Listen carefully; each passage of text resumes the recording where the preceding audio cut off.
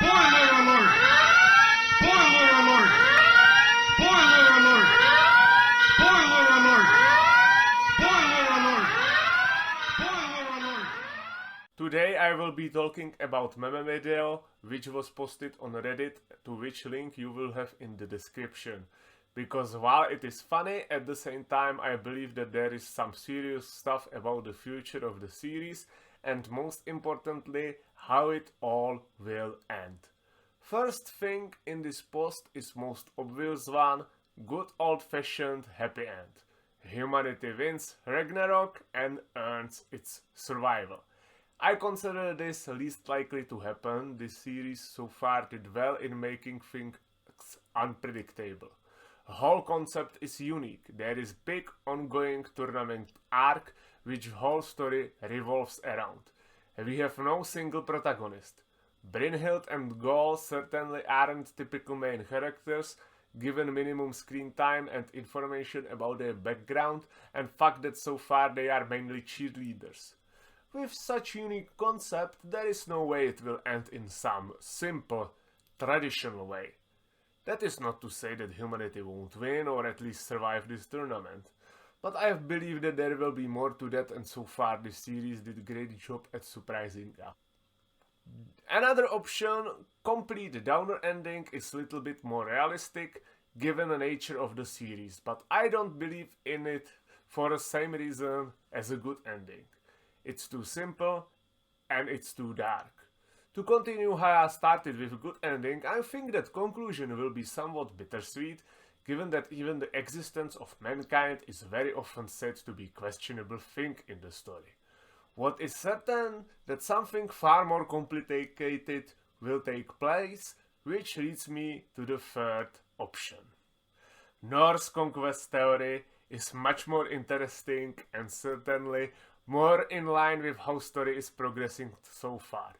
To explain this theory for those who are unaware, basically this theory says that Odin is pulling out Auisen and ordered Brynhild to start Ragnarok in order to weaken the other pantheons and take over Valhalla. Again, I don't think that story will go down exactly like that. However, there is lot of things suggesting similar thing is already taking place inside of the story. First thing to note for this is that there is almost nothing known how current heaven power structure came to existence. At the start of the series we are presented with several mythological pantheons who created humanity. That's all, and there is no further elaboration on that. This of course creates several questions. Number one, how exactly world was created with so many pantheons who have different origin of the world in their respective mythologies? Number two, how is power divided amongst these different pantheons? And most important question, why is Greek pantheon so dominant compared to the others? Because Greeks are obviously holding most power. Two of the pantheon's chiefs are Greek gods Hades and Zeus. Zeus is the one who is holding the meeting at the start of the series. And we have 5 Greek gods now: Zeus, Poseidon, Hercules, Hades and Apollo, who are on the list of heaven in Ragnarok. Now, that out of universe reason is that Greek gods are most known and they can be better used for marketing, that gods nobody ever heard of. However, that does not mean this could not be plot point. After all, reason for Greeks' dominance is not explained. Reason could be whatever backstory behind it would reveal too much. However, whatever happened, if there was a war for supremacy, deal or something else took place which led to the Greeks taking charge, one thing is certain. Other pantheons don't like that. They are subservient to Greeks.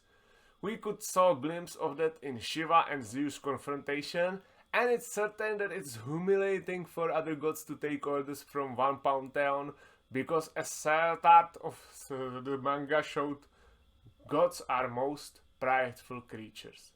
So there is obvious motive for Norse to try to take over not only pride, but maybe even payback to Greece for whatever happened in the past. Norse have opportunity because so far this tournament went surprisingly well for them. Thor low-stomped his enemy basically, and 2 Greek gods are dead now, with the third one being threatened as well. Greeks weren't weaker than this probably in all of Heaven's history. And furthermore, chapter 54 already confirmed that Odin was preparing for Ragnarok for a long time. Now in mythology, Odin is tied to Ragnarok. For now we don't know if Odin knew about the Ragnarok, because he ordered the Brunhild to start or saw the future or both, but he is confirmed cooking something up. We also saw that creepy smile back when Odin hacked those flowers. Now, my prediction is that if Norse rebellion will take place, Odin will kill Zeus. It's kinda fitting that King of Norse would kill King of Greeks, and furthermore, Odin destroying ability could work even in stopped time, given that in mythology Odin is connected to time and so on. Brynhild has some ulterior motive, as Buddha revealed to us during same chapter, and question is if that could be pointing out towards her starting Ragnarok and on Odin's orders. It's hard to say. Very little is known about Brynhild. We know that she is pragmatic, who is willing to do anything in order for humanity to survive. So she is definitely shady figure, as we could see when Jack was taking his wound. However, whether this whole thing is a facade is questionable. We saw her mourning humanity's warriors when nobody else was around, even saying that she will join them soon. So she expects herself to die in near future, and we can say that it wasn't act because nobody else was here. However, that does not mean she could not be unknowingly helping Odin, who manipulated her even starting Ragnarok without her knowledge. Big thing which goes against this theory is of course the controversy turning in the villain of Brunhild, because as we saw in certain big series, that is not something people takes well. Odin is scheming something, and that's certain, and whatever it is, it will affect story in a very important way. Speaking of influence on story, we have another ending, Monster War ending. Beelzebub unleashes monster on both mankind and gods and tries to destroy them. Now that is something which fits perfectly nature of the series. I think that in some aspects it's even more likely to happen than Norse conquest theory. For 3 reasons. Number 1, gods and humans teaming up would make hell of an epic finale. Number 2, character development for all sides would be top notch. Number 3, mangakas could flex their god art style with some dope monsters. Just like with Norse conquest theory seeds are already there with Beelzebub, however, given his last confrontation with Odin, it's possible that we will get perhaps some mix of Norse conquest theory and monster arc.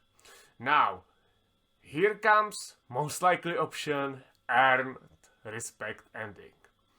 Ends of Thor's, Zeus and Shiva's fights are all pointing out towards this ending.